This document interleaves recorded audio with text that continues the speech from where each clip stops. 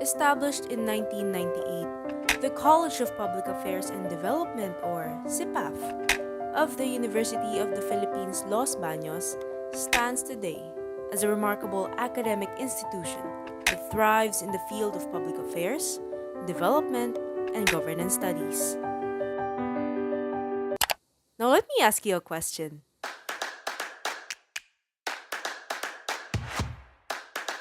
Are you interested in studying development issues that affect various communities?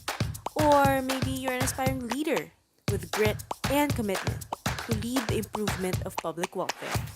Well, if you are, then CPAF is the perfect place for you.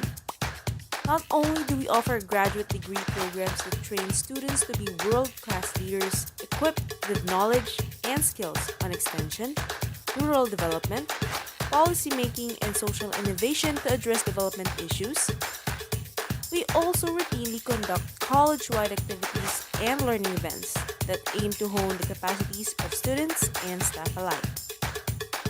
Through collaboration, we are bringing in innovations and new learnings with our local and international networks, which contributes to the culture of mentorship in the college.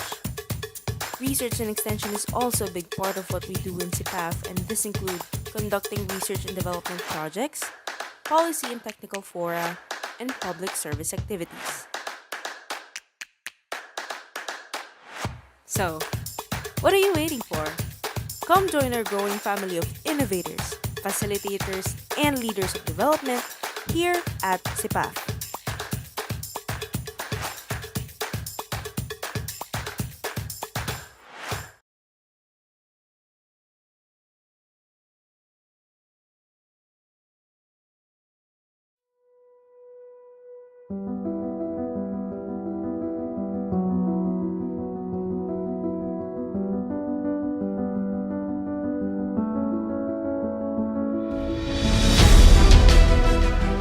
The world is in a constant state of change now more than ever. It's a world that requires resilience, flexibility, and innovation to overcome challenges and to pursue growth. That is why the University of the Philippines Los Baños is pursuing future-proofing initiatives to provide agile leadership and develop local and global communities amidst shocks and disruptions in an ever-changing world. Guided by compassion, an openness to working together, and a daring to seek out breakthroughs, UPLB constantly pushes for academic excellence, produces relevant research, establishes academic and industry partnerships, and cultivates creativity, critical thinking, and innovation. To keep up with the fast-changing world and to strive for inclusivity in development, UPLB seeks to level the playing field and expand avenues for acquiring new knowledge. It is reshaping the learning experience, enabling students and educators to continue with the learning process in vastly different learning conditions. It is expanding its academic programs and supporting initiatives to create a conducive learning environment. To address the growing complexities of modern problems, UPLB continues to break barriers across disciplines to produce cutting-edge innovations and solutions that serve the needs of various communities. It is taking on challenges in food security and sustainability and coordinating research efforts to direct the university's resources toward critical research areas, making sure that the university-generated knowledge can reach its intended stakeholders and be applied to real-life contexts. UPLB is dedicated to its commitment to contribute to public good and social welfare as it continues to work with the local government and the community to address their most pressing needs. Amidst its engagements, UPLB remains as one of the top regional and global universities and continues to be recognized in the country and across the world.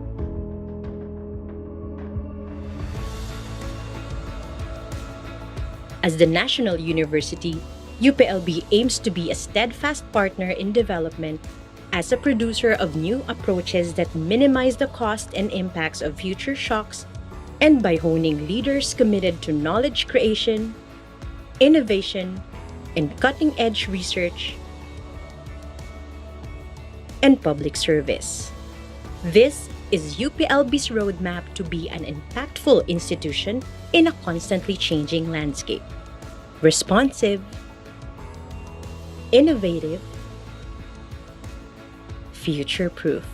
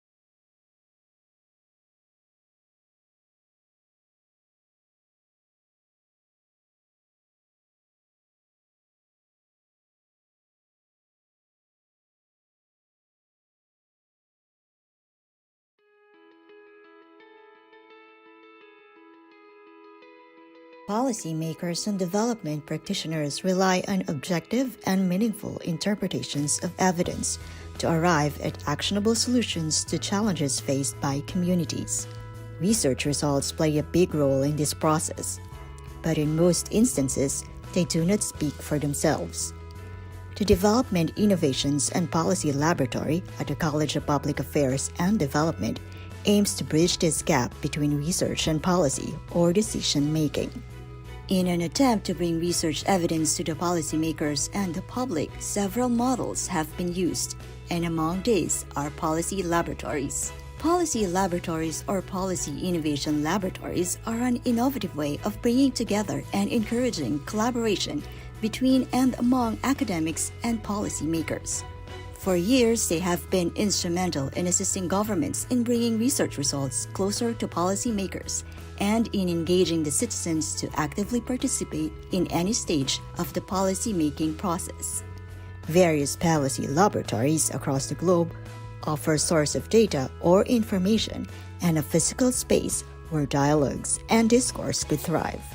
Universities like the Massachusetts Institute of Technology, University of Sydney, Brown University, Johns Hopkins University, and Duke University have been operating their own policy laboratories for years. And now, we are going to have our very own here at UP Los Baños. The Development, Innovations and Policy Laboratory, funded by DOSTP CARD, with support from the UPLB Future Proofing Fund, will focus on the agriculture, aquatic, and natural resources sector. Through the Deep Lab, we aim to enhance the capacities of producers and consumers of AANR research to transform sound evidence into innovative solutions for societal development. Specifically, it will offer the following. We at the Deep Lab will design and develop a database for policy-related knowledge products or documents.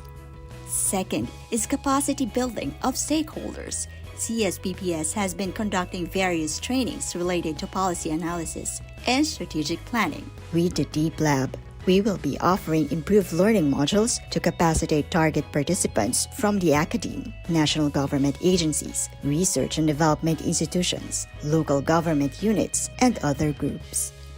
Third is a physical facility for collaborative learning and co-creation activities. We at the lab will initiate service learning activities where we are going to employ innovative strategies. To further help in linking evidence with decision-making, we will also be releasing policy communication products and other materials, such as various media contents. With this, we hope for your continued support as we launch this momentous undertaking. Together, let us work towards our shared goal of improving public policy making. Again, we welcome you to Deep Lab.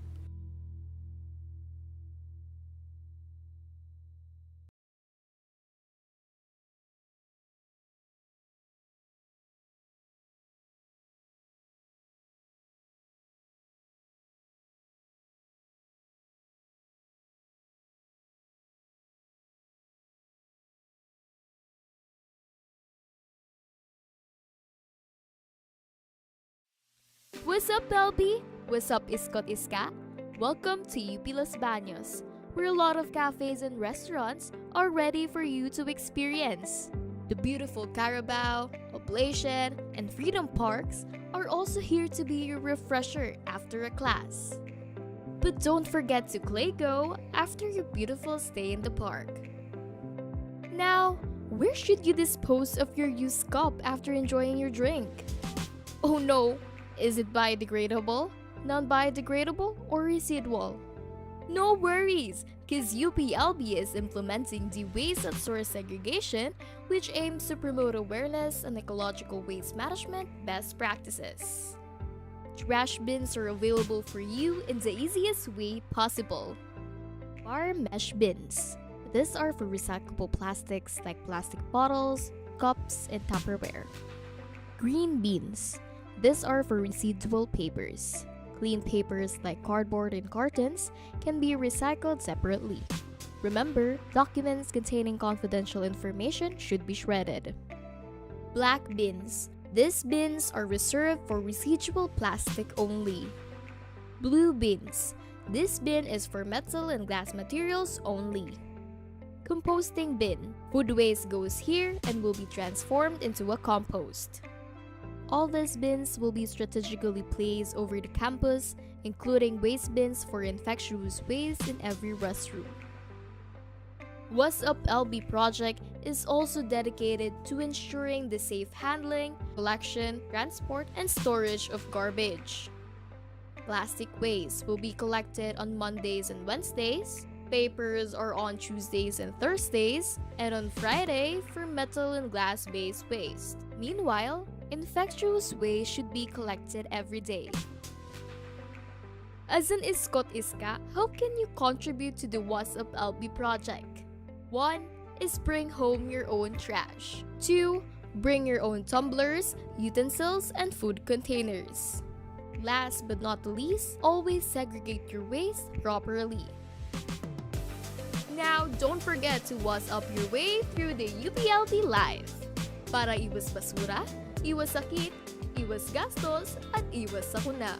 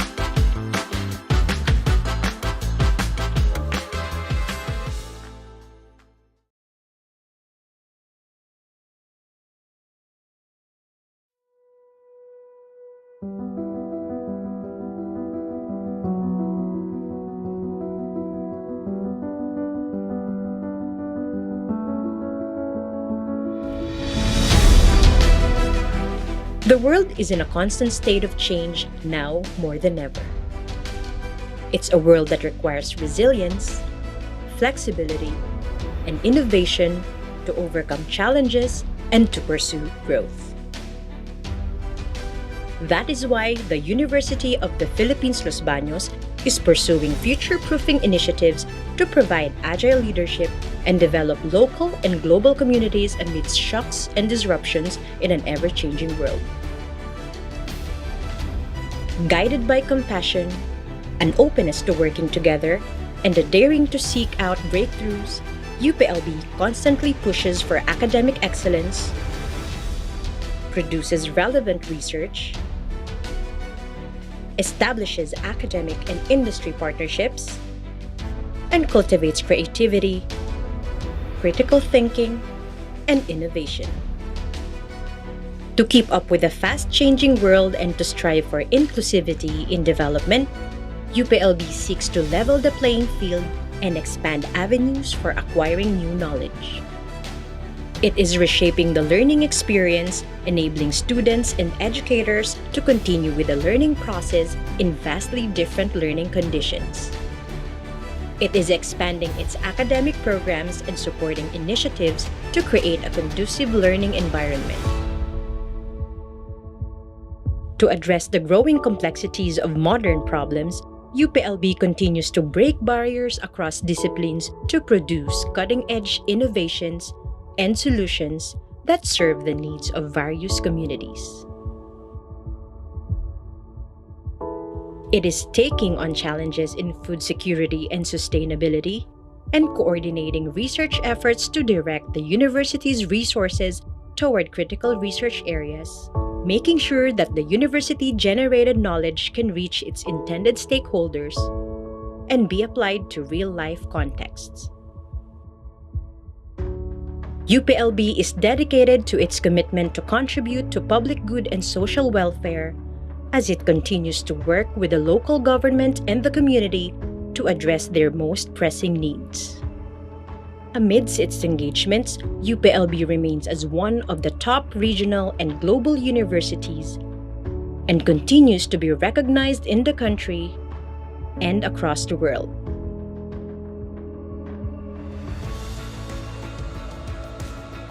As the national university, UPLB aims to be a steadfast partner in development as a producer of new approaches that minimize the cost and impacts of future shocks, and by honing leaders committed to knowledge creation, innovation, and cutting-edge research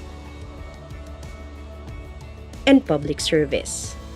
This is UPLB's roadmap to be an impactful institution in a constantly changing landscape. Responsive, innovative, future-proof.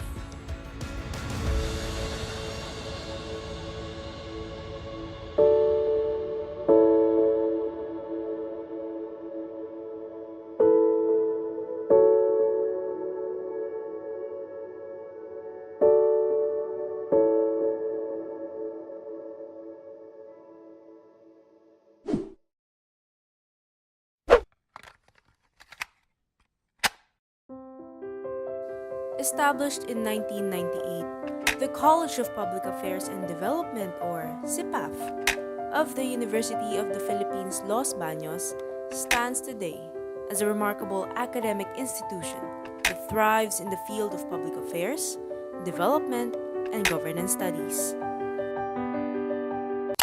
Now let me ask you a question.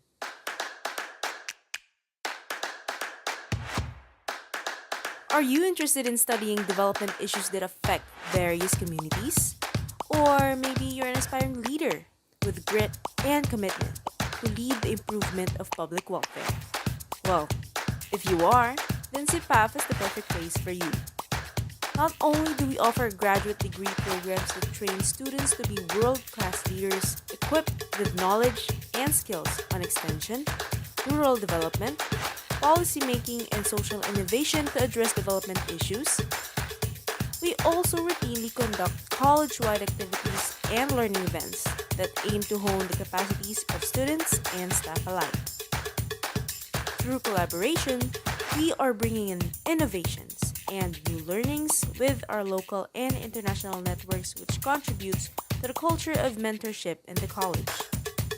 Research and extension is also a big part of what we do in CPAF, and this includes conducting research and development projects, policy and technical fora, and public service activities.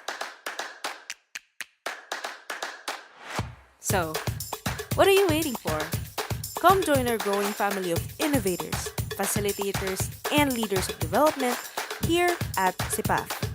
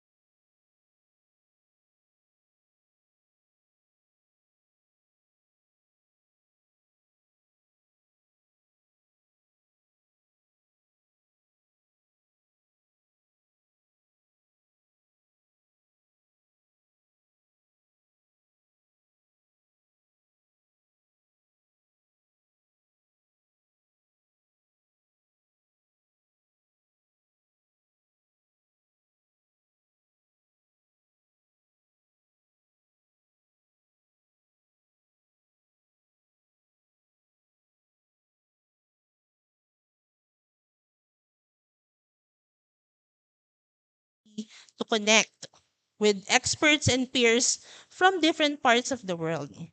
Once again, welcome to Crossroads Conversations. May this lecture series serve as a catalyst for learning, innovation, transformative action, and many more. And so, thank you, and we look forward to insightful and productive discussions ahead. Good morning.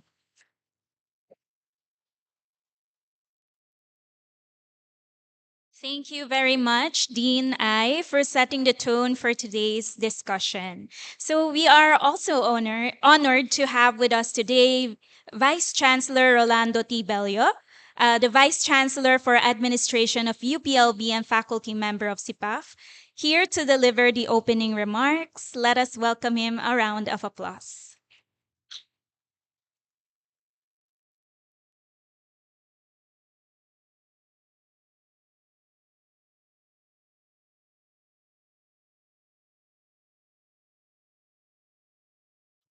Ah, buenos días a todos, señor, señora. It's a Mexican merit system.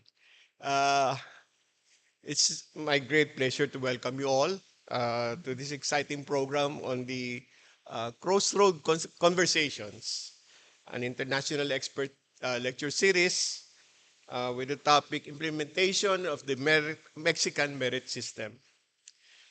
Today we gather to explore and celebrate the rich and multifaceted framework that underpins the Mexico system of merit-based recognition, where individual achievements, contributions, and exceptional services are acknowledged and rewarded. We are fortunate today to have here Dr. Claudia Avellaneda, Professor of O'Neill School of Public Environmental Affairs of Indiana University, who will shed light on how the system works and how this play a vital role in driving excellence and fostering development in various sectors from education and government to business and public service. The Mexican merit system is a cornerstone for promoting transparency, motivation, and the advancement of outstanding talent across the nation. Throughout this program, we will deal with the values, principles that guide this system, as well as the positive impact it has on individuals and society. We look forward to your insightful discussions, thought-provoking presentation, and engaging conversations that will help us better understand how merit can be a driving force for progress and success.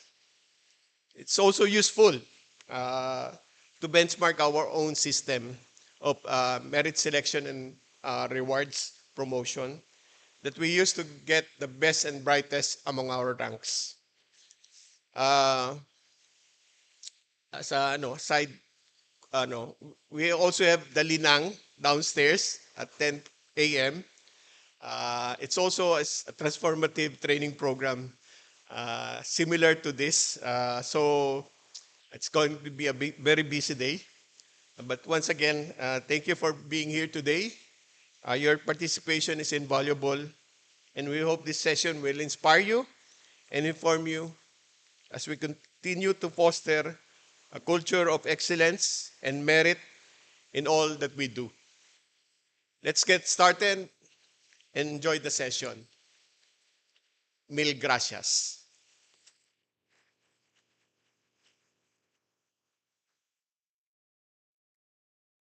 Thanks very much, VC Bello, for your encouraging words. So, on to the next part of the program. May I now invite Assistant Professor Samantha Geraldine G. De Los Santos to introduce our distinguished speaker.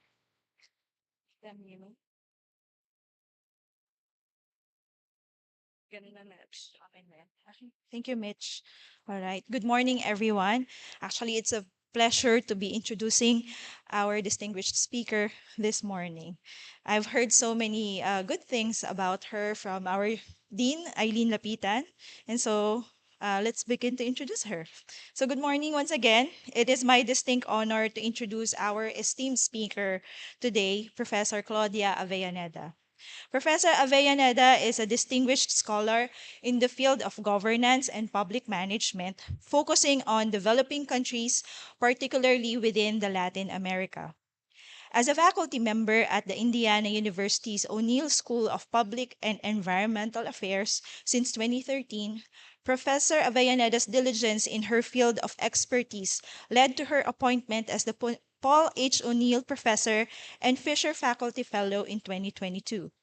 Professor Avellaneda's research delves into the determinants of government performance in Latin American municipalities with a particular emphasis on the role of, take note of this, the local chief executives or the mayors.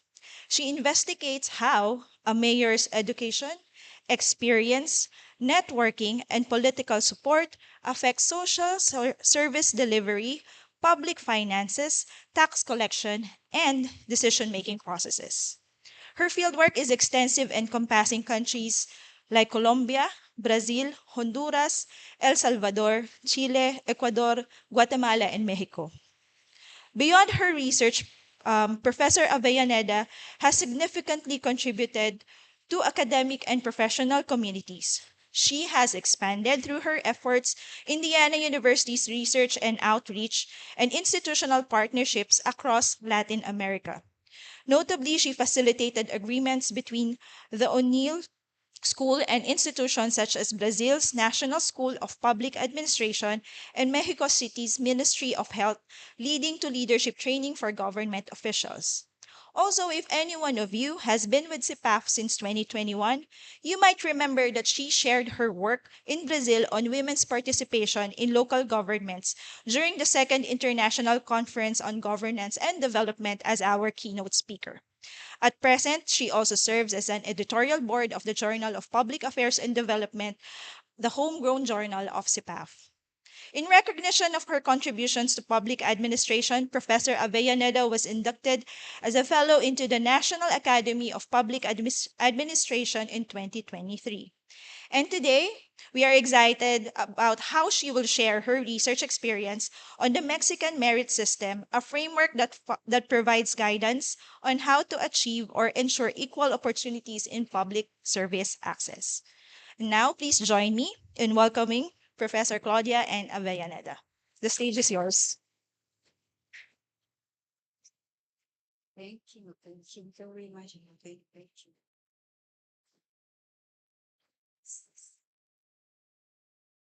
Excellent. Yeah, excellent. Muy buenos días. Thank you very much for being here. I want to tell you that I'm originally from Colombia, South America, but I came to the United States 25 years ago, and since then I have been living there.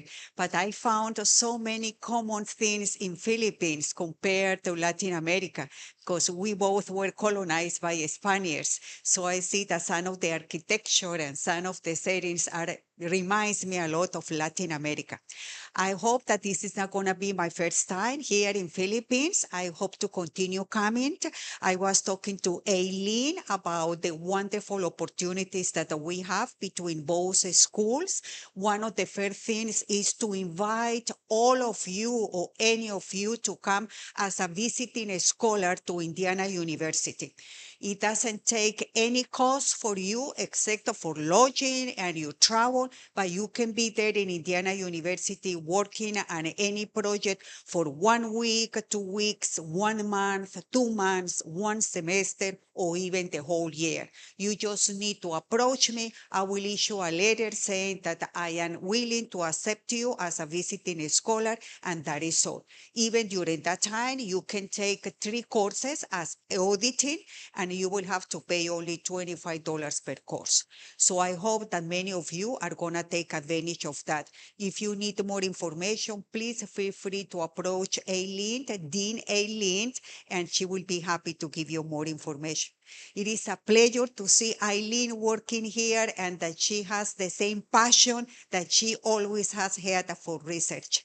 And thank you, Vice Chancellor Orlando Bello, for inviting me. And I hope that we can create many partnership opportunities. Believe me, an institution can survive if we do not internationalize. So we have to internationalize in order to provide more opportunities to our scholars and to our students. So let's start this partnership. I promise that I will be able to help you in whatever ways I can do it. Since I came to Indiana University, for example, I bring public officials from Latin American countries to get trained for 1 week in Indiana University. Brazilians, for example, have taken a lot of opportunity of this. So the Brazilian government sends me 30 public servants every summer, and we will train them and whatever they want. Some of them say train us on public finance, others train us on how to use data for decision making, others they decide not train us on communication and negotiation skills, others say no train us on public administration and how to assess performance. So you will tell us exactly what are the topics that you would like to be trained. So I told already Dean Eileen that probably we could start this program too, even if it is only with 10 or 20 public officials or even some instructors. That would be a wonderful opportunity. Going over there is a transformational experience, not just for them, but also for their families. So please take advantage of this. Many countries can do it, but not everyone takes advantage of this. Now that I'm here and I have this close connection with Eileen, let's start doing that, okay? Thank you again for the invitation. So I'm going to start this research. Usually I work on local governments in Latin America, as the introduction says, and I have collected data at the municipal level for most of the municipalities in Latin America. So I was asking Eileen whether you have the same data here for the municipalities in Philippines. Unfortunately, that data set doesn't exist. But we are going to start that project now with Eileen. So the idea is to recruit the students to help us to collect data at the municipal level. So first, we are going to start with the municipalities of the Laguna province, and then we are going to continue with municipalities in the other provinces until we collect the whole data set. If we don't have this data set, it is impossible for us to assess whether performance has improved or not, because we need to have indicators at the local level in order to assess governmental performance. Policies might be enacted, but we need to have indicators. How was this indicator prior to the current administration? How is that indicator after that administration ends? So that is the only way to assess. So separated from that, I was working on this project because I was invited to give a topic and a talk in Mexico City. And during the time that I was giving the talk, one person from the audience approached me after I finished the talk, and that person says, I work with the Ministry of Public Administration in Mexico. And Mexico adopted this civil service system in 2024, 24. And but no one has assessed whether this public service, civil merit service, is actually working or not. And I work in entering all this data. So can we work on that? Immediately, I told him, do you have a US visa? And he said, yes. I said, could you come next weekend to Bloomington, Indiana, and to bring all the data set for us to start working? So that was how we started working on this. So look at the opportunities. So I hope that from this talk, many people are going to reach out to me and to say, I have data set and this for Philippines, let's start working, okay? So I know that Philippines just recently started the civil merit system. So probably this is the right time to start collecting about that, to assess the civil merit system in the future. 2 years from now, 3 years from now, 5 years from now. This is the key for any administration. Collect statistics. If we don't collect the statistics, we don't know where we are heading to. Is that clear? Okay. So what was the motivation of this research? The motivation was that the adoption and the implementation of civil merit systems is expected to improve what? Impartiality, is expected to improve fairness, is expected to improve professionalization. And if we have all these virtues in the in government, so it is supposed to benefit governmental performance. Civil merit systems have been adopted in many countries in the world. Unfortunately, in Latin America, it has been only after 2000 that actually they started implementing these civil merit systems. And that the implementation of this civil merit system in the United States has been assessed many times, but no single assessment of civil merit system has been done in Latin American countries.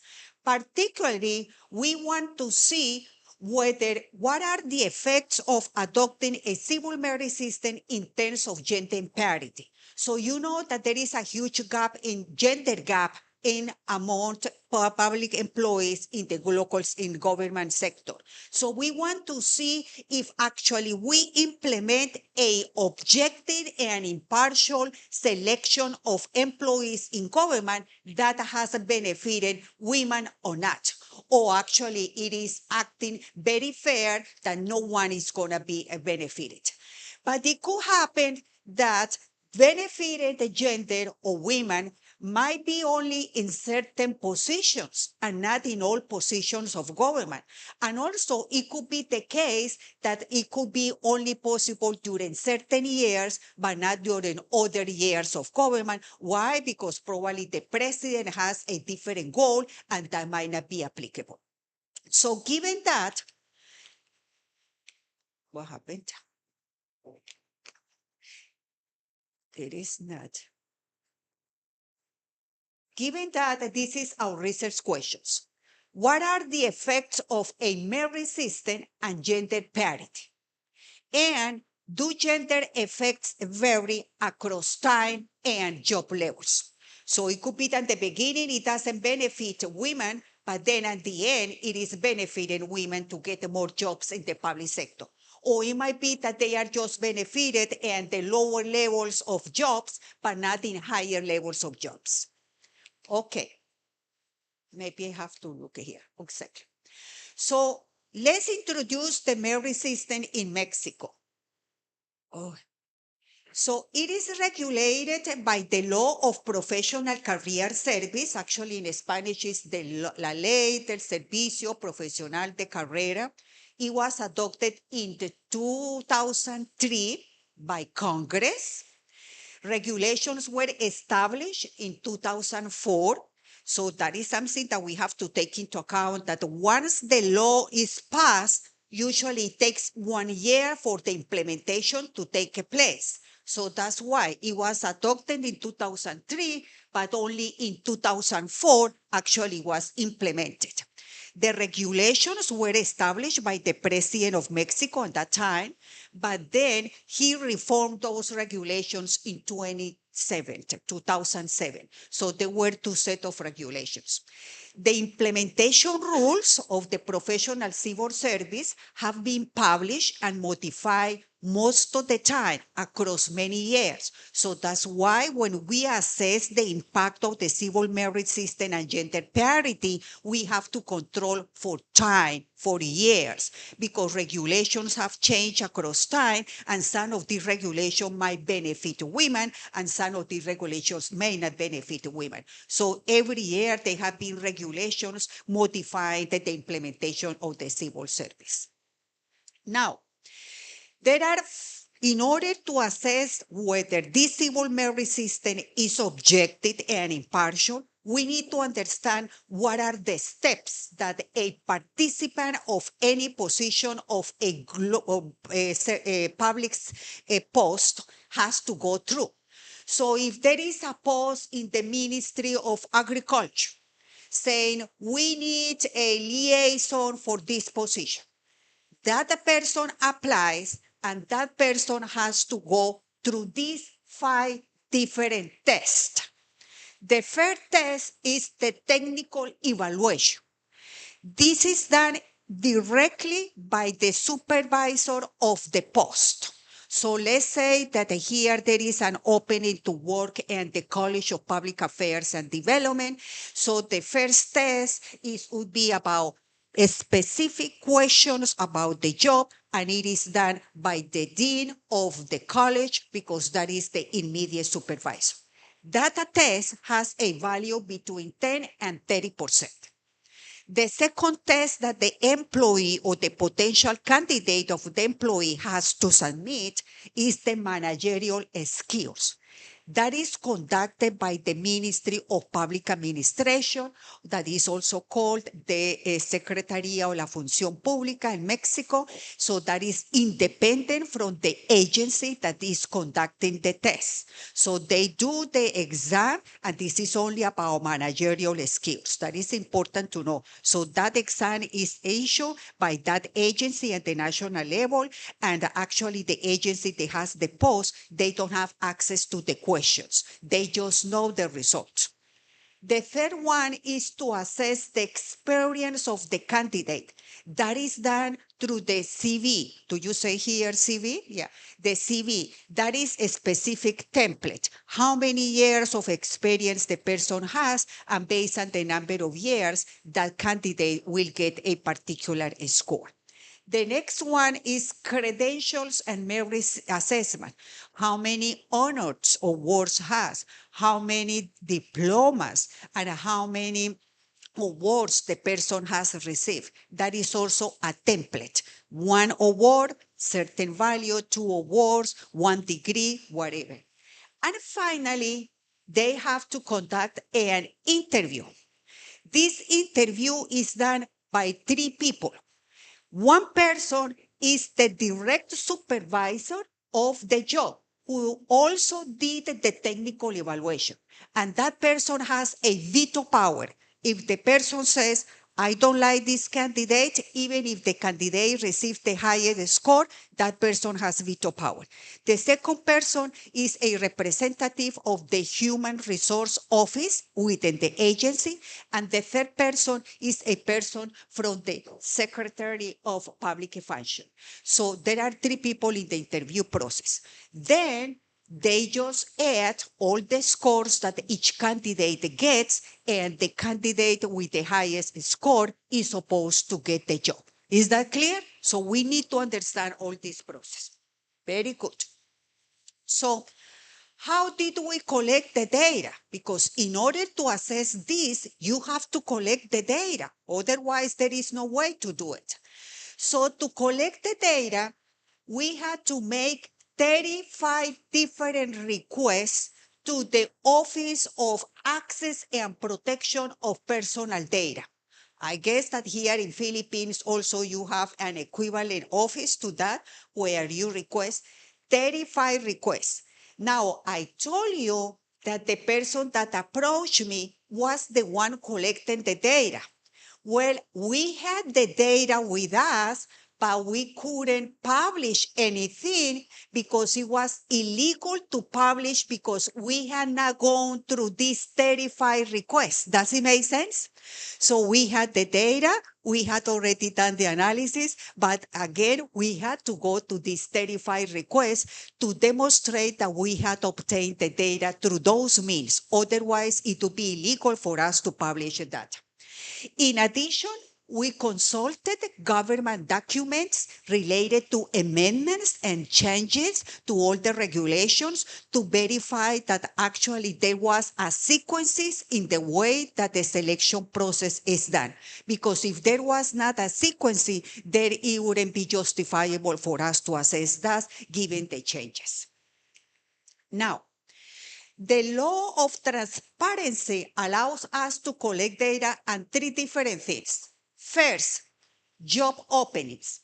So we have every single job opening available since 2004 about what are the requirements of each job in terms of education, in terms of the field that is required, in terms of the experience, and in terms of the status of the search. until 2020.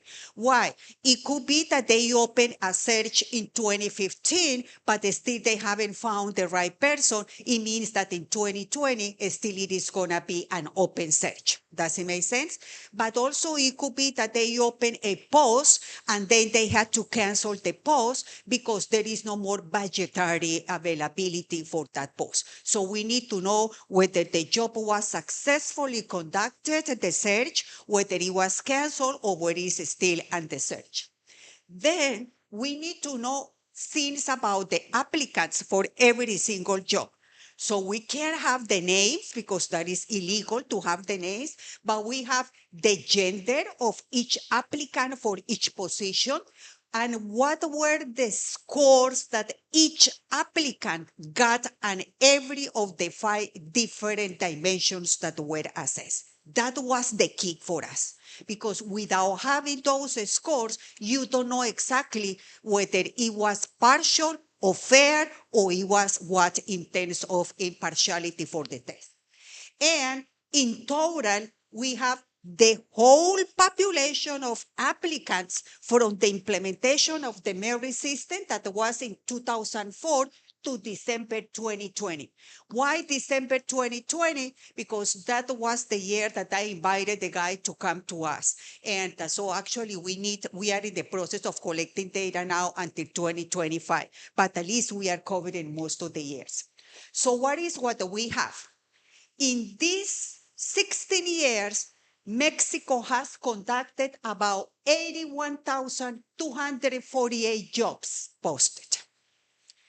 And those are the job posters for these 6 different rankings. So the top one is the general director, that is the top one, deputy general director, the director, assistant director, department head, liaison.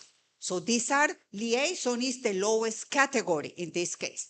In total, we have almost 3 million applicants of data. Can you believe it? I wish we could have this for Philippines. And believe me, if we don't do that, you will never know whether a program is working or not. Does it make sense? This is the only way. If we don't systematize administration data, we are not doing our job because we can't make decisions without knowing how the performance has been in the past. And if you want to change patterns, you need, for example, the vice chancellor. He needs to have data about how many students were recruited last year, how many students were recruited this year, how many students are declining in each college, what is the college that is increasing student recruitment. Does it make sense? Based on that, he makes decisions for the future. Well, the same happens in public officials post. Now, let me just give you statistics for all the years. So, for example, job openings per year. At the beginning, there were a few job openings, 2,200 jobs. And as the time passes, those jobs openings have increased.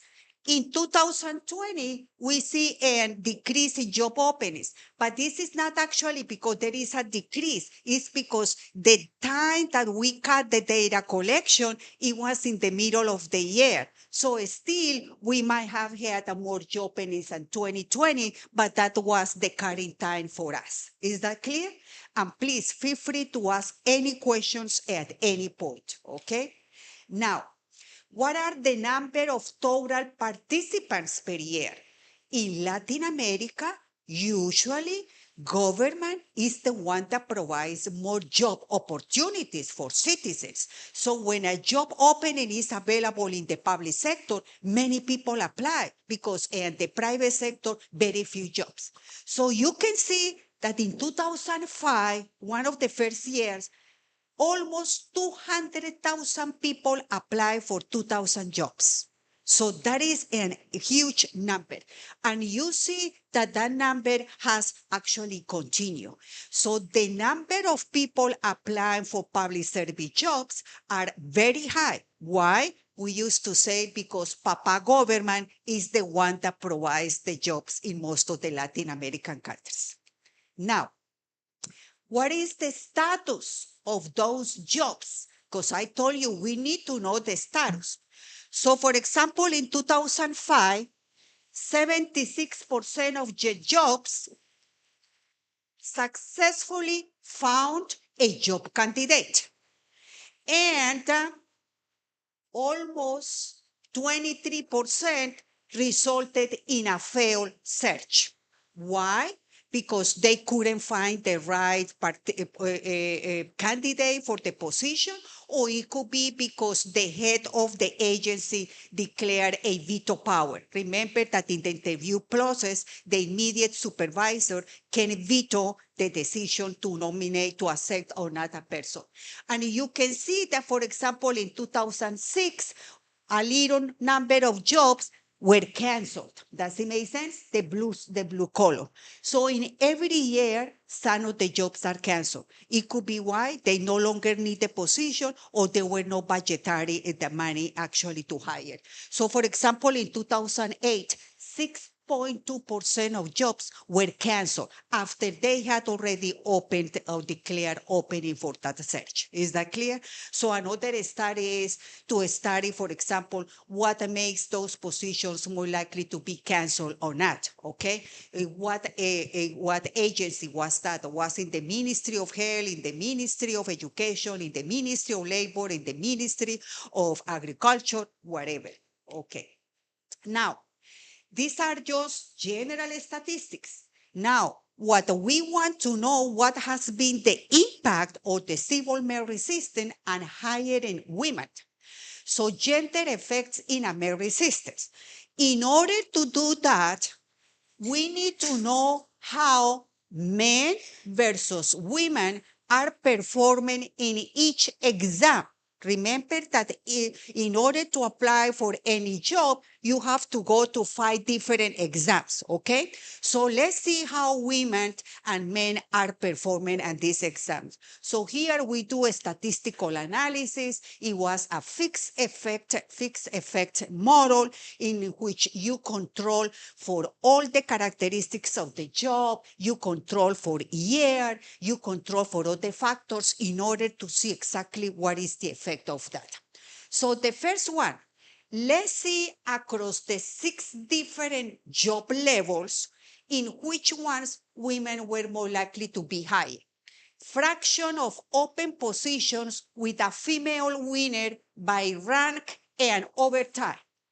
So we see that actually for the liaison officer, that is the lowest job position, we see that actually women were very likely to be hired by the head of department, very likely to be hired, and these are dependent on time. So this is for the first year from 2004 to 2006, this one from 2007 to 2009, this one from 2010 to 2012, this one from 2013, 2015, this one from 2016, 2018, and this one for 2019 and 2020. This is to see whether over time we have seen changes or not. So we see that in general, across time, the later the time, the year, the more likely that the women have been hired. So it means that across time, women are getting more opportunities to be hired. Is that clear? So that gender parity might be narrowing, but still not entirely. But as time passes, probably they have understand we need to have more participation of women in these positions. Okay, very good. Now, what are the descriptive statistics that we are using for this analysis? So we have here several dependent variables. First of all, we want to know what are the scores for the technical test. What are the probabilities of women getting higher scores in managerial tests?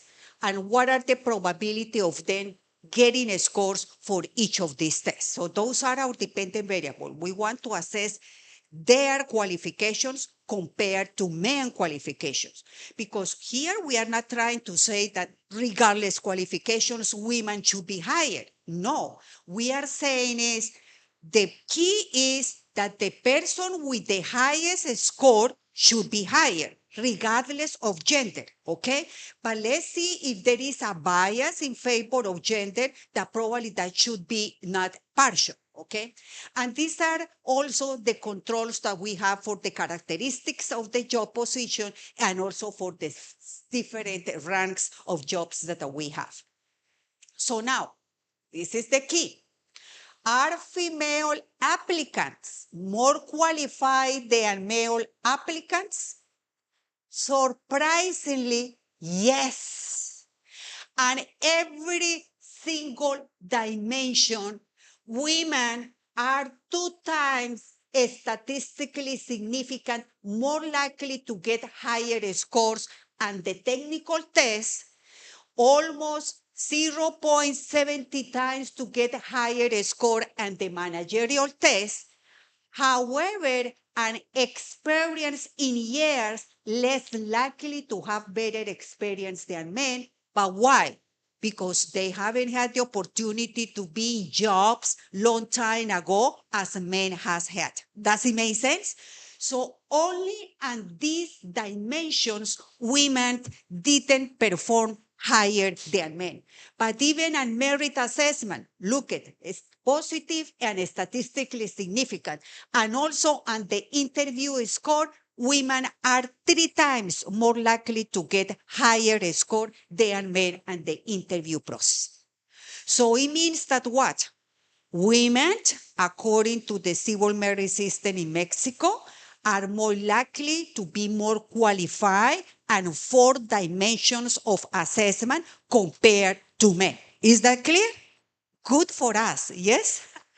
But anyway, I didn't want to say that, but just to see whether there is impartiality. So if they are more qualified, they should be more likely to be higher. Yes, because they are more qualified. So let's continue. So now, I don't know why it is jumped. Okay, so much. Okay. Comparison of qualification of male and female applicants over time.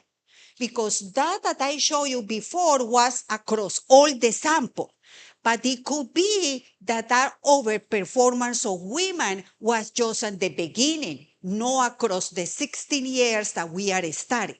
So here we classify the data by 5 different categories from 2007 to 2009, and it was. But look at, in the technical test, women across time are more likely to overperform men, regardless of time. Does it make sense? In terms of managerial tests, the same. At the beginning, they were overqualified. Here in this year, 2010 to 2002, the same. Here too. But look at here. They are losing their overqualification in terms with men. So they are less likely. But guess what happened? Here in this year, 2018, the one who was conducted the managerial test was the Secretaría de la Función Pública. It means the Ministry of Public Administration. They were conducting the exam. They were not sharing the exam with the agency having the post. So it was very neutral. But in 2018, they claimed that they didn't have autonomy over that test.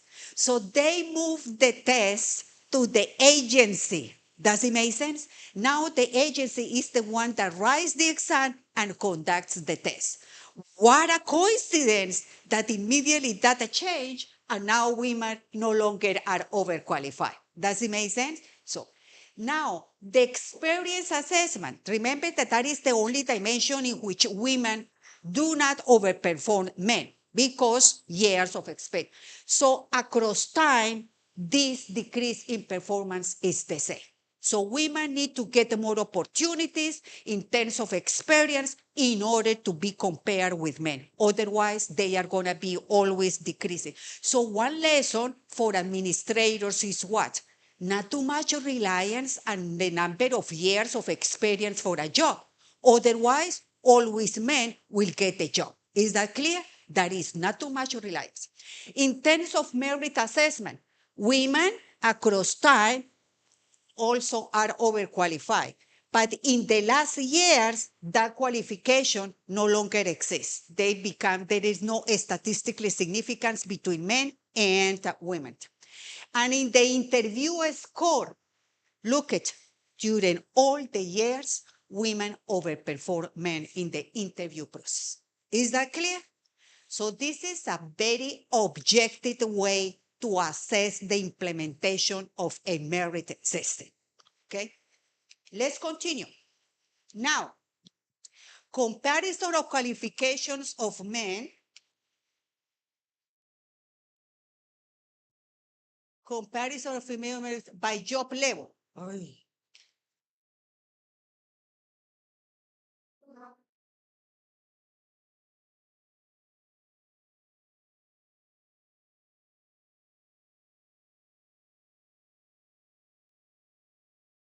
Okay, now, because what I showed you before, that was across all the sample without differentiating between job levels. But it could be that overqualification of women is only specific for certain job applicants, okay, not for all of them.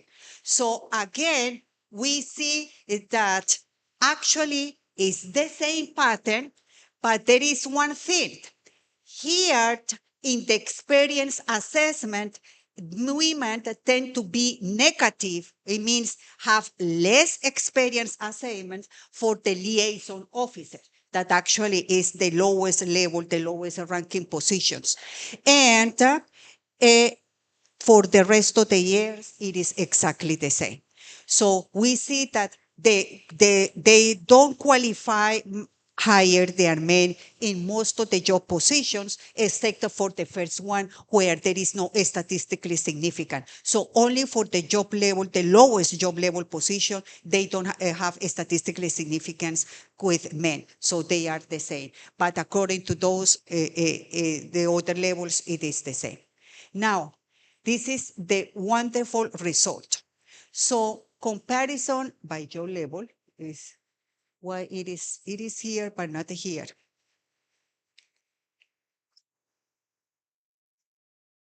Okay, now yes.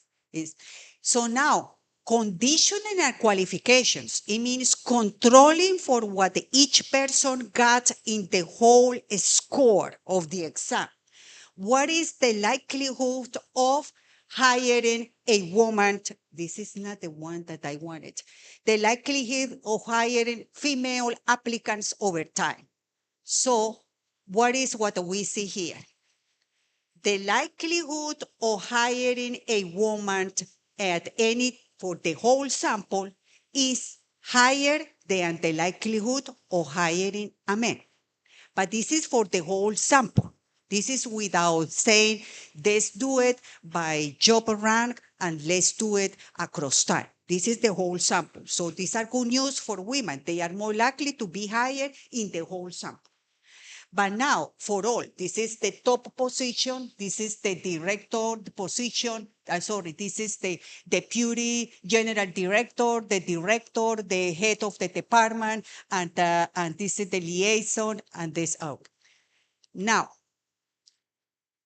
the likelihood,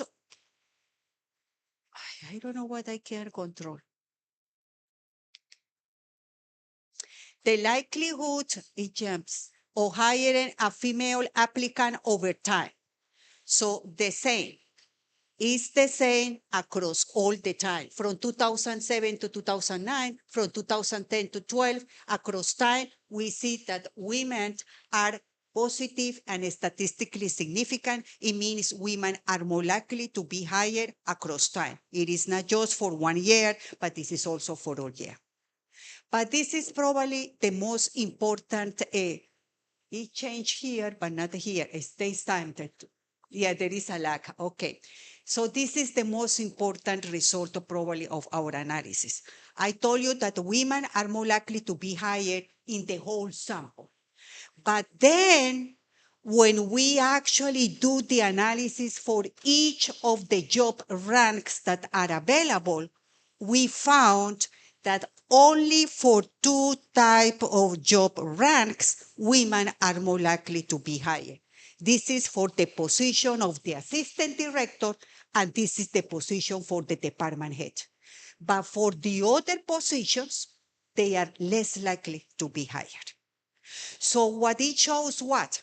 Women are overqualified, however, they are not the most likely to be hired. Only for these two job positions, for the others not. So it means that there is no fairness in the entire process. And remember that in the interview process, there is a veto power by the immediate supervisor. Probably that is where the decision actually is made.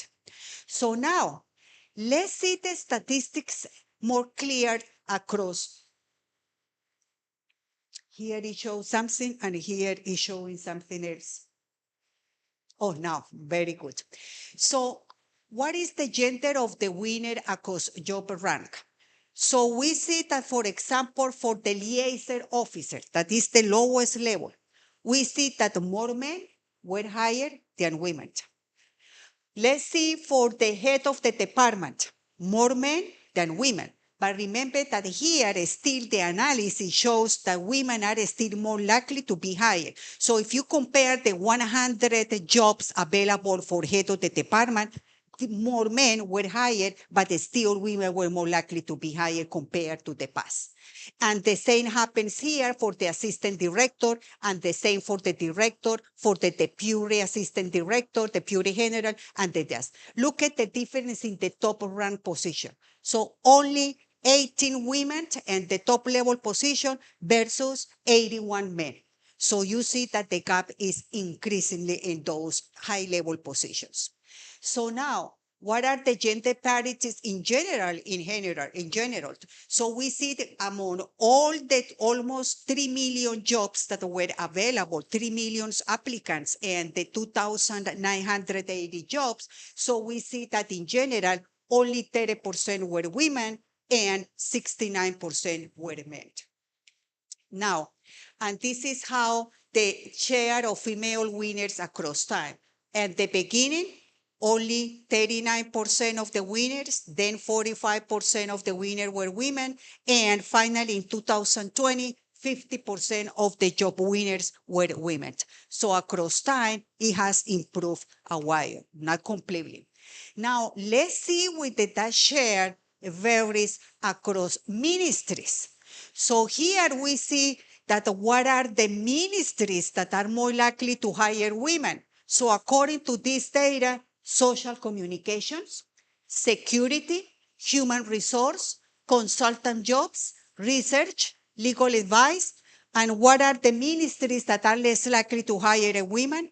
IT, supplies, general support, promotion and development, technical support, regulations, programming, statistics, and planning. So good news is, if you know about this, try to apply for those positions in those ministries where there are less women, because probably more chances you will have to get it higher. And applicants' gender share per year. So we see that in the beginning, only 29% of women were applying. Now 36% of job applicants are women. So that is important also to know. And I think that that is also what we had for today. So the conclusions: female applicants overperform male candidates and all scores except for experience. And you know why? Because they haven't had the jobs in the past, so they can demonstrate that they have more experience. This female overperformance tends to be homogeneous across time and across job levels. Despite their overperformance, women are less likely to be hired for certain positions, but they were more likely to be hired as assistant director, as a department head. And these are just more statistics that I have, but I guess that is all. Thank you very much. So I hope that this has shown you very objectively the impact of a program and the hiring of women versus men. That is the best way to do it, is just with the statistics and demonstrating all of these things. Thank you. Happy to answer any questions.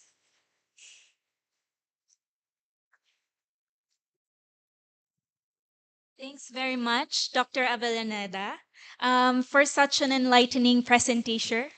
I'm sure many of us are eager to ask questions about the topic. So for the open forum session, may I now call on Dr. Cynthia Remedios V. De Guia to moderate this discussion for us. Sure.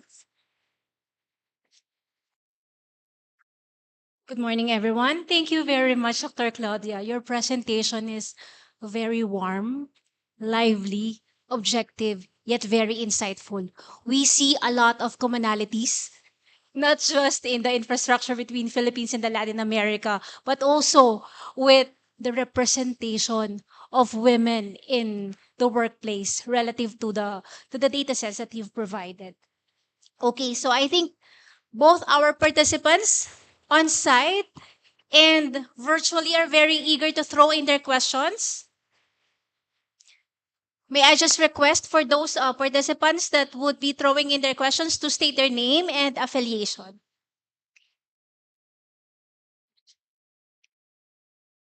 Well, thank you. Thank you very much. Thank you. Thank you. Any questions from the floor? Not everyone at the same time. That is to encourage you to ask questions.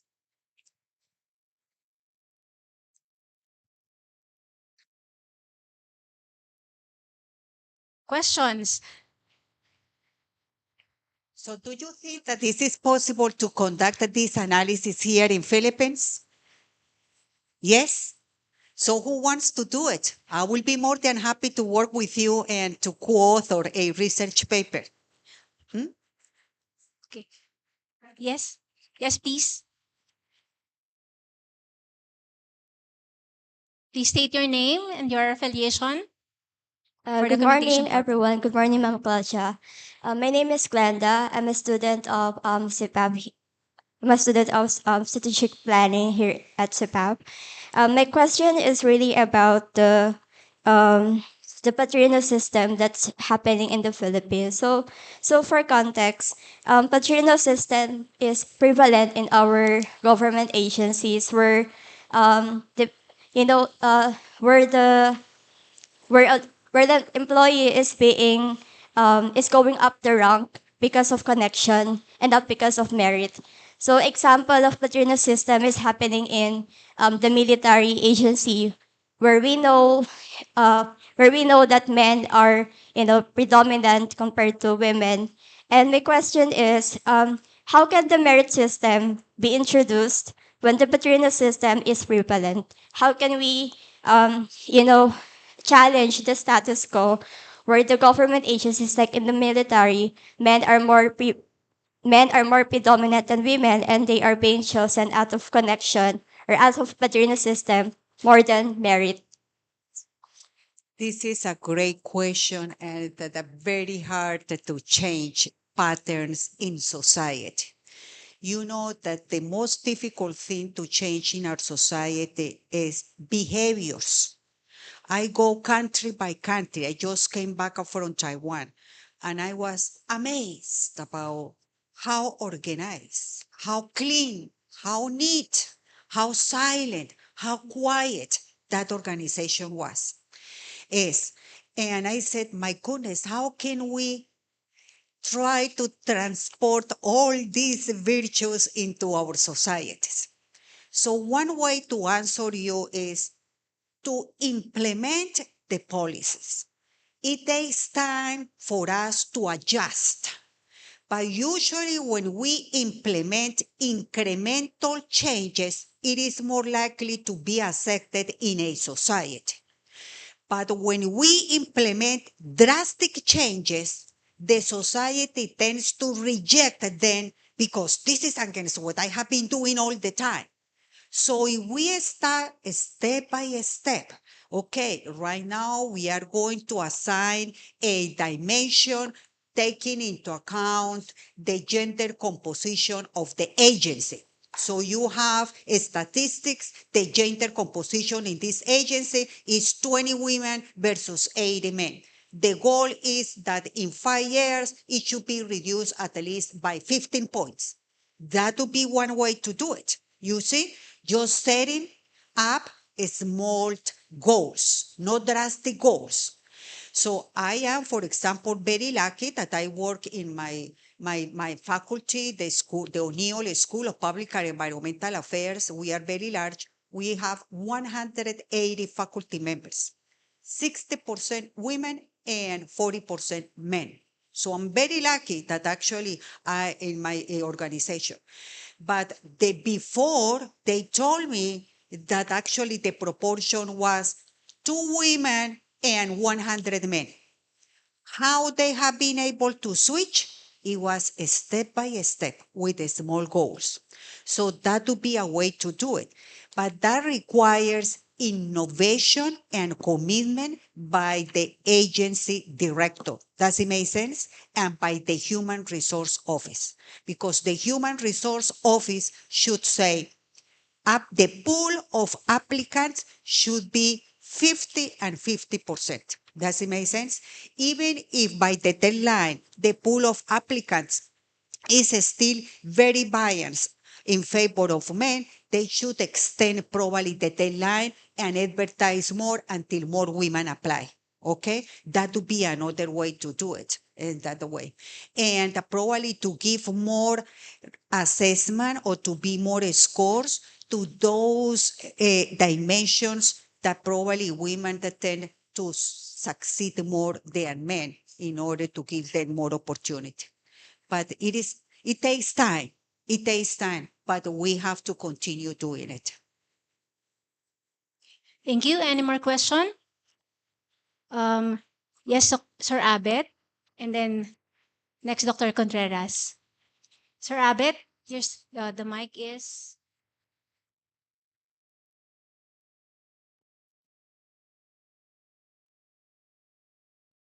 Thank you very much for your presentation. Very interesting. Um, it seems like this research has been going on for quite some time.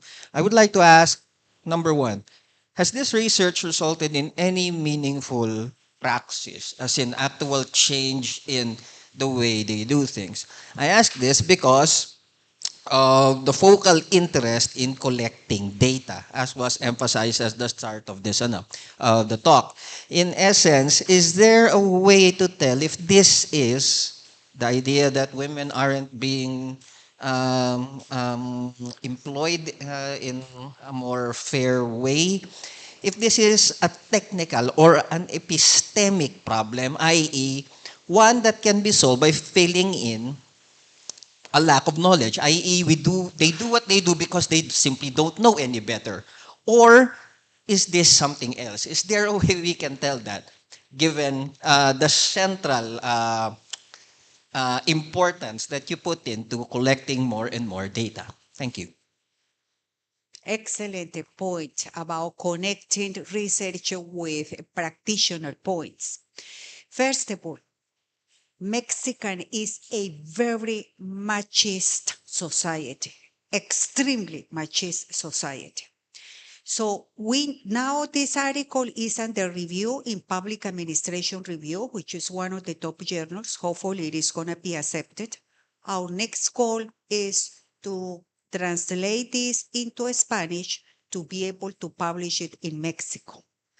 However, what is happening right now in Mexico, since President Obrador came to office, actually, he decided to cancel the Office of Transparency, where you could request data.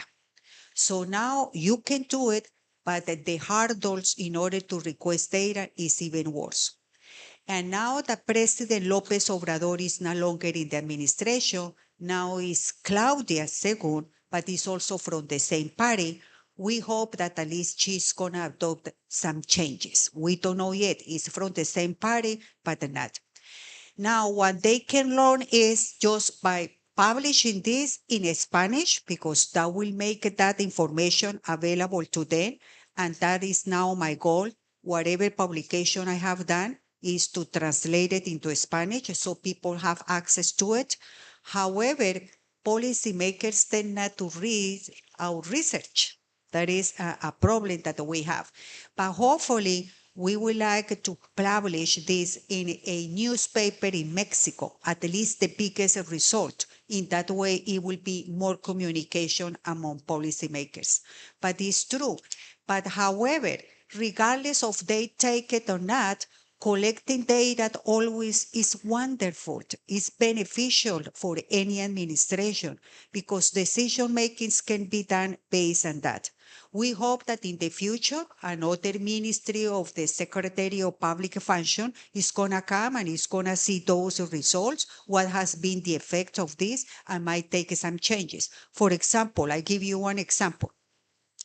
The number of women participating in the electoral process in Mexico was extremely low. In fact, I conducted an analysis about how many women had been elected as governor in Mexico. Only 3 women until 2005. Only 3 women. So the government of Mexico decided to adopt quota laws for women and decided every party need to have quota laws for women, 30%. But guess what the parties did? They nominated 30% in each list of women, but they placed them at the end of the list. It means that women will never be able to get elected because the party will need to get too many votes for women at the list to get elected. Given that, the electoral rules in Mexico were changed, and now they say, okay, 30% of women, but now they have to be what? 1 man, 1 woman, 1 man, 1 woman, 1 man, 1 woman listed at the party list. And that has worked, and now we see more increase of women in the electoral process. So I hope that this might demonstrate also some sense in the future and to say, well, we are progressing a little, but the time probably is the best predictor that it is going to change. But very good observation. Thank you very much. Thank you for the response. Any follow-up question? Sir Abet? Or okay with the response? Dr. Contreras? Thank you. I'm Dr. Contreras from the School of Environmental Science and Management. Thank you for that very interesting presentation. I actually have 2 related points. One would be the fact that your presentation celebrated the feminization of the bureaucracy, and this is largely due to the merit system. But at the same time, there are arguments that says that even if there are many women there, then the ethos have to be measured whether the bureaucracy has been feminized, whether there are no women's ways. Bureaucracy seems to be very patriarchal. So in terms of the presence of women, did it change? Very related to praxis, did it change the way things happen? Are there more women type of? I don't mean to essentialize, but feminists argue that women have a different way of constructing meaning, dealing with problems and issues. Are we just placing women there, but the structures are patriarchal? That's my first point. And a related question would be in terms of I know a little bit about Mexican politics. And you and I know very well that there is also so much influence peddling, the role of political families, the role of armed people, rent seeking is there. So what's the in terms of your analysis, is there a connection between the merit system in terms of how it had transformed the political economy and the politics of Mexico into more egalitarian, more democratic? And a related question, the second question is, I do understand that the merit system is only operational at the federal level, but not at the state level. Do you see that as a problem? Because much of the bureaucratic structures in Mexican government lies at the state level as well. There are certain autonomous decisions. So you have a merit system at the federal, but not at the state. So do you see that? And how do you accommodate that in your study? Thank you. Very valid questions regarding the first topic. So here we are just analyzing whether women are more selected for these jobs. The next step, in order to see whether selecting more women has an impact on government performance, either on political economy or even on public service delivery, that is a different subject. In that case, it would be the percentage of women in agency. The higher the percentage of women in an agency, the higher the agency performance. Does it make sense? That is a different topic, and probably we could do it in the future. Of course, that is. But it might be that it matters more for educational service delivery or for welfare delivery, or maybe it doesn't matter for those and it matters for judicial system, but not for others. It might be a policy area contingent. So that is something that we have to explore.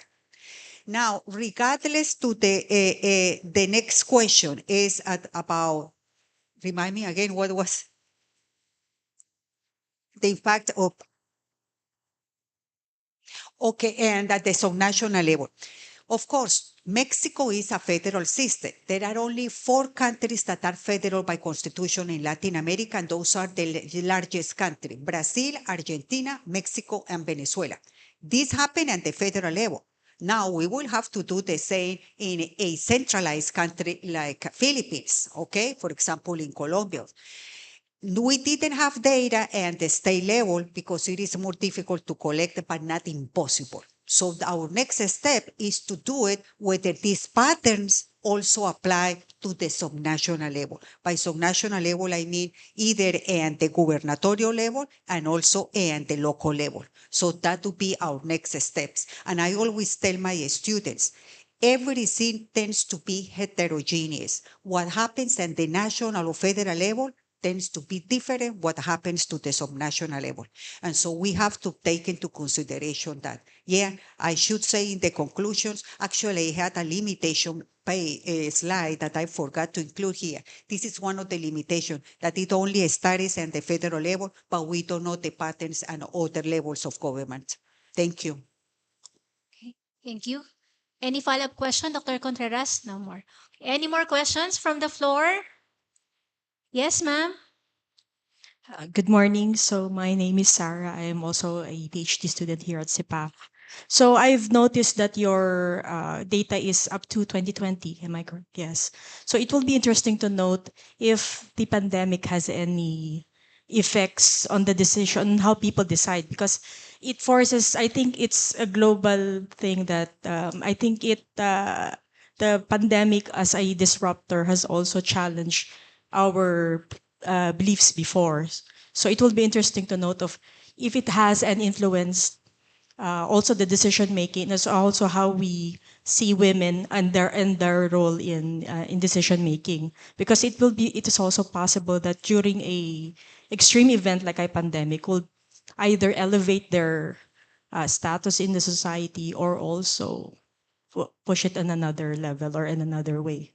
So I think that will be also interesting, especially now that we're also experiencing other extreme events because of the climate change. So not only a pandemic, but also like, for example, we are experiencing also armed conflicts in other regions of the globe. So I would be curious also to note if that has also an effect on how we see the gender issues in these extreme events. Excellent point. And actually, you gave me an idea to the next paper.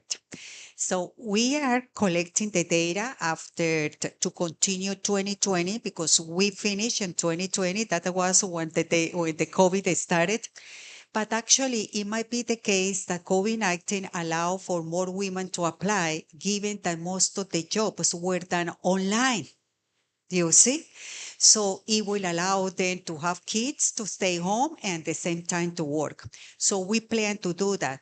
But in order to do that, we need data for at least 5 years prior to COVID and then 5 years after COVID to see if the patterns apply prior and before. So we will do what we call difference and difference analysis. So COVID-19 is the treatment.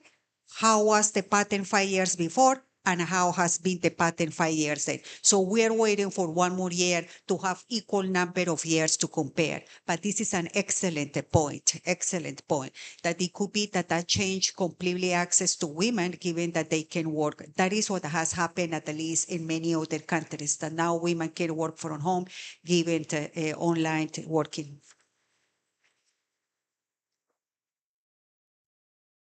Thank you. Any more questions from the floor? Because there is one question from the YouTube. Okay, from Ms. Sharon Paras. In the Philippines, national government agencies, SUCs, state universities and colleges, government-owned and controlled corporations have included in their recruitment and promotion policies the equal employment opportunity principle, regardless of gender, age, religious affiliation, indigenous political membership, socioeconomic status, etc. However, implementation seems to be weak or feeble. Related to your research, how can the Philippine agencies be able to follow best practices that have been gathered? Thank you. Excellent question. And I can answer that question with a particular example. Actually, it's related to this research. I didn't present that because this is another paper that we are about to submit. Guess what we found? Remember that I told you that in the interview process tends to be the most decisive dimension about who is going to get selected. Then we analyze the gender of the 3 members that participate in the interview process. Imagine to do that analysis, because we had the gender, not for all of the jobs, but for half of those. We found that in those interview process, that there are 3 women or 2 women that are less likely to select a woman. Can you believe it? That is opposite to the theory of symbolic representation. Symbolic representation says the more you identify with the customer or with the citizen, the more likely you will tend to benefit them more substantially. So we found that committees that are conformed only by 1 woman and 2 men more likely to select a woman. So that might be part of this response. It's not just to have the publication of that agreement that is committed to equal employment opportunity regardless of age, sex, marital status, or socioeconomic status. It's just the commitment that the agency has in order to diversify this. I will give you another example.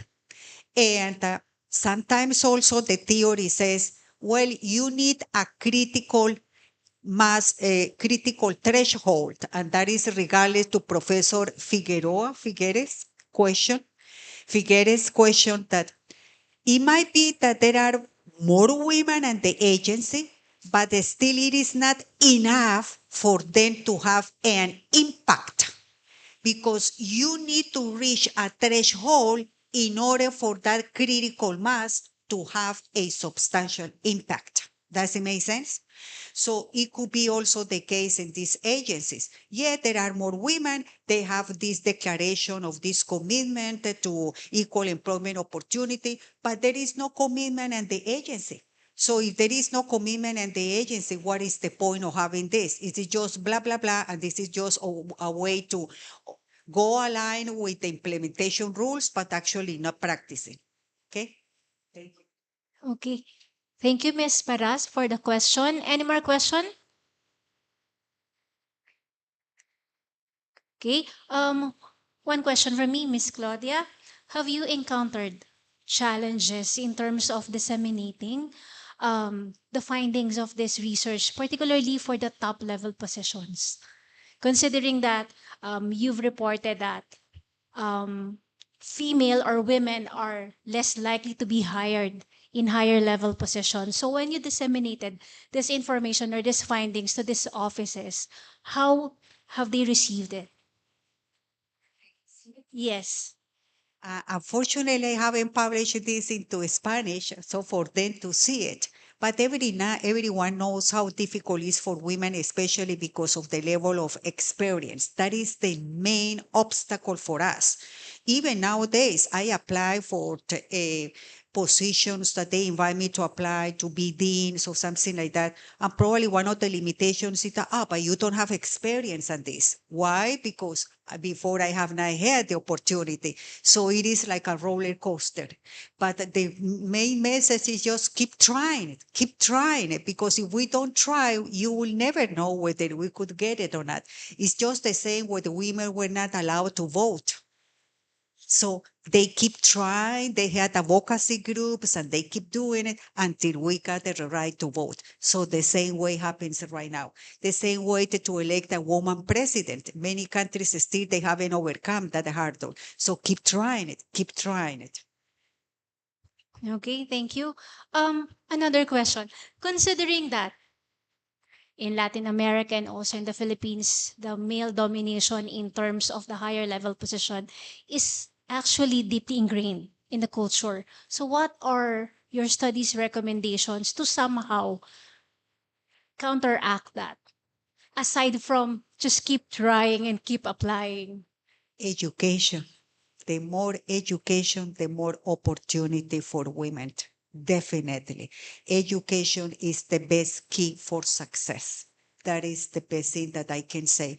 The more we educate our daughters, our nieces, the more chances for them to get education, to get higher jobs. Mm. The more the women will be there recognized.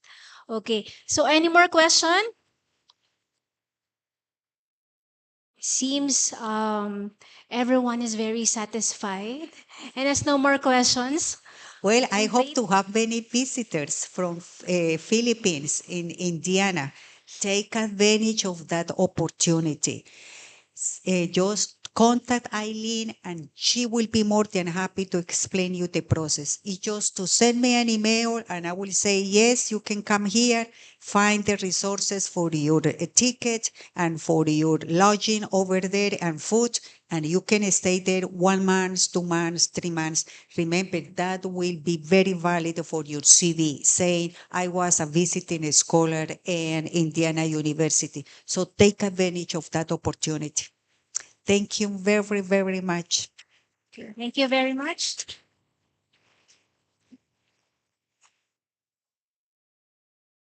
Thanks very much, Doc Chai, Doc Claudia, of course, for that wonderful discussion. And of course, to our participants for being so engaged. Of course, our live participants as well via YouTube. Thanks so much for staying with us. Now, as a token of our appreciation, we will now proceed with the awarding of certificates to our esteemed speaker. May we request Dean Eileen, of course, Sir Haji as well, to be on the floor with us to award the token of our appreciation. All right.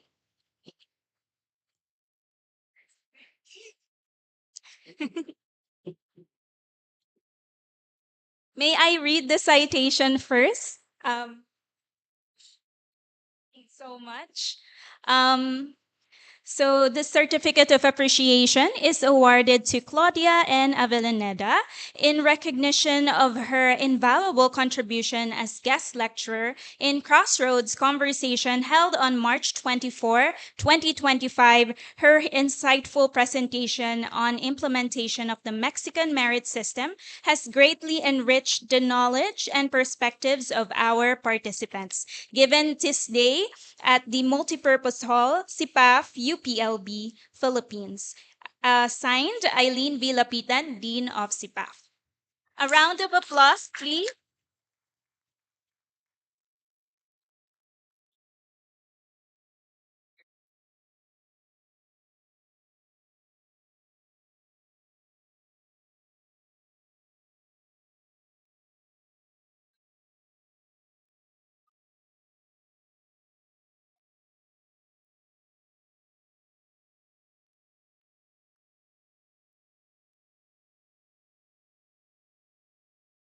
Wow, thanks very much for that kind invitation. We will, of course, respond to that.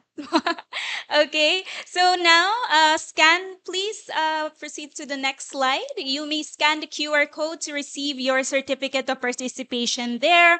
And if you don't have that app, you can also just type the link bit.ly slash Crossroads Conversations to your phone.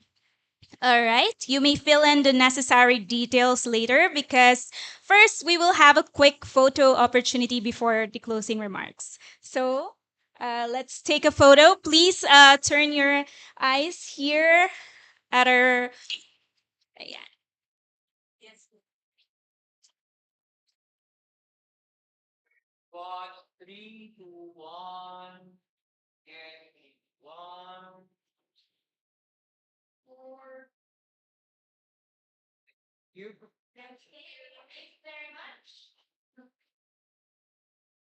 Thanks very much, everyone. Now, to formally conclude today's event, we now invite Dr. Haji C. Halothot, Director of the Center for Strategic Planning and Policy Studies, to deliver the closing remarks. Let's welcome Dr. Haji.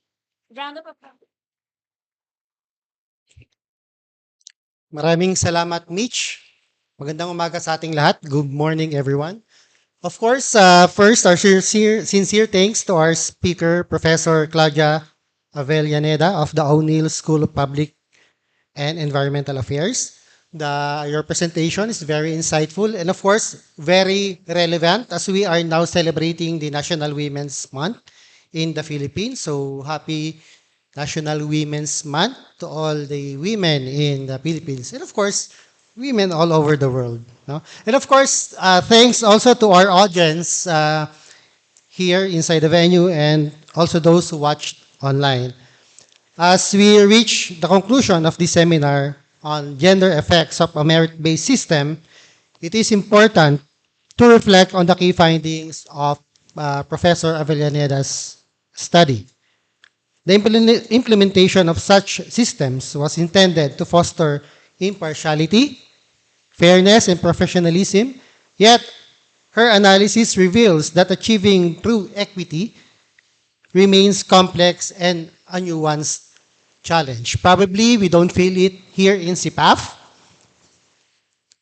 because we have a lot of women actually here in our college. And personally, I take it as a personal choice to hire more men. We have a different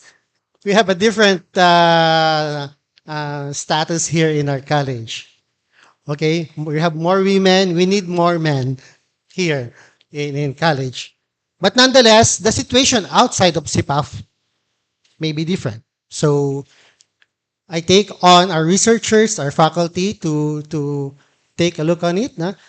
Professor here is willing to collaborate with you on such topics. In CSPPS, we have a social policy and institutions group, and I have been telling them to look for interesting research topics that have policy implications. So probably this is your opportunity not only to do research and also to go to Indiana University. Okay, probably the time will come. Trump will not be so hot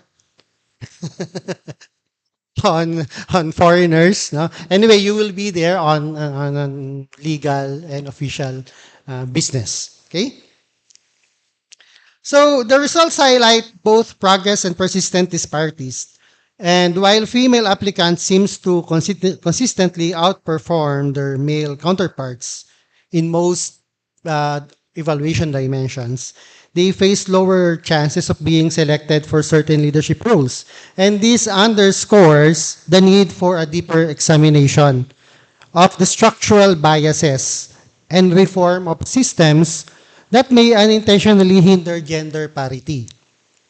The study was done in the context of the Mexican government, and as for those who do not know, Mexicans or the Filipinos are the like the counterpart, no? Latino.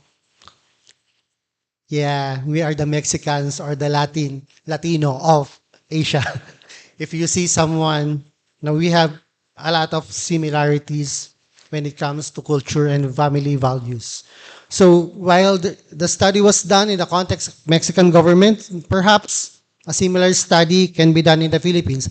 I know there's a lot of gender-related studies already in the country, but who knows, no? Maybe there's some research gaps that need to be addressed, no? Especially in the rural and agriculture sector where CPAF tends to work in. Okay, so let us carry forward the lessons from this analysis to inform future policies and practices. By committing to evidence-based strategies, continuous assessment, and inclusive collaboration, we can work towards systems that not only prioritize merit, but also uphold the principles of equity and fairness. So thank you all for your time and your attention, and of course for your thoughtful questions. Together, let us strive to create an environment where opportunities are truly equal and success is determined by merit and potential. Magandang umaga po. Thank you very much.